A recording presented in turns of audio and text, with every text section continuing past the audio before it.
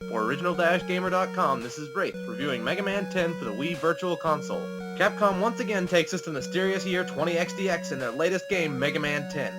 After the tremendous success of Mega Man 2 in the late 80s, the company started a process of churning out games, which enjoyed fewer and fewer sales even after switching consoles twice, until the series petered out with Mega Man 8 on the PlayStation.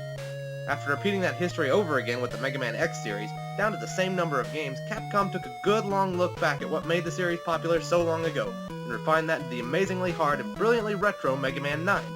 When Virtual Console sales of Mega Man 9 more than doubled those of the previous game, Capcom knew they'd hit a chord, and decided to continue the series with the NES-style graphics, music, and gameplay.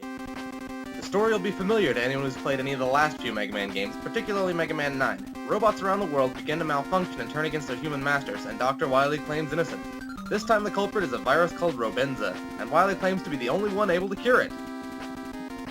So, you're sure you're not evil this time? Absolutely, my good man. Did you build another Death Fortress? Define Death Fortress. Are giant skulls part of the architecture? Well, maybe. In Mega Man 10, you're given the option of playing as the Blue Bomber or the Red Rutabaga, taking Mega Man or Proto Man through 9 stages, each guarded with a new robot master, before tackling the final fortress. As you defeat the boss of each of these stages, you gain a weapon from that boss. The weapons are essentially upgraded versions of those from Mega Man 2, including a spinning wheel weapon that acts like a faster-moving wall-climbing bubble lead, a flame shot that splits in two, a shield that blasts apart to damage enemies, and a metal blade-like weapon that bounces off walls. All the robot masters are weak to a particular weapon, and while some may be obvious, Solar Man, who uses fire attacks, is weak to a water-based weapon. The wackier robot masters will leave you scratching your head. Who do I use to defeat Sheep Man? I don't see a Shears Man or a lonely hillbilly man. The elephant in the room, of course, is the controversial decision to add an easy option to the game. In easy mode, there are far fewer enemies, bosses are easier to kill, and some of the more difficult jumps are made easier by the addition of floating platforms. A large number of die-hard fans argue that making the game easier diminishes the value of beating the game, but in truth it merely allows less proficient gamers, like yours truly, to experience the game without wanting to throw the game, which I must remind you is downloaded directly onto the console through a window. Even if you don't buy that argument, the game has online leaderboards, which are only accessible to those playing in normal mode as Mega Man.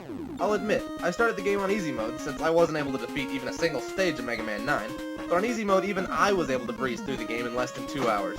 My second playthrough will be on normal mode, but already it's kicking my ass. For those of you who think that normal mode is too easy, you have yet another way to make Mega Man's life difficult. An option in the shop allows you to remove Mega Man's helmet, doubling all damage dealt to it. As mentioned earlier, Capcom made the decision with Mega Man 9 to use the original Mega Man sprites and create new ones with the same stylings. Even using the self-imposed retro color palettes, the game still looks pretty good.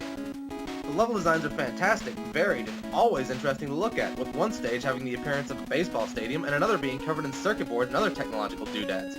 The enemies are well drawn and expressive, with the classic enemies like Mets integrating nicely with newer ones like the Robot Masters. The game also features some full-screen cutscene images with large, well-drawn pictures of Mega Man and company. It's pretty obvious that were this game designed for the NES, the cart would use much more physical memory than any of the other games that were on the system. The music in the game, also run through the 8-bit filter, is a great addition to the game, with some stage themes ranking up there with the original series soundtracks. If you're the kind, like me, to play the game first in easy mode, then you've already got some replay value built in, as you'll want to complete it in normal mode and using both Mega Man and Proto Man. Easy mode is a great way to prepare yourself for the real game in normal mode, and the online leaderboards will beg you to play over and over again, refining your time down until you can compete with the big boys. In addition, Capcom has promised us downloadable content in the form of Dr. Wily's creation Base, which will give you a reason to come back to the game even if you've mastered it with both of the existing characters. Mega Man 9 revitalized the Mega Man series while bringing it back to its roots, and Mega Man 10 is a worthy successor that looks and sounds just like the late 80s and allows less experienced gamers to enjoy the game just as much as the hardcore. Toss in an old-style promotional cover and the low price tag of $10, and you have an all-around excellent game experience for gamers of all kinds. I heartily recommend this game to anyone who has ever enjoyed Mega Man, or anyone who wants to introduce themselves to the series without the significant frustration involved with getting thrown into the deep end of platforming. My final review score is 8 out of 10.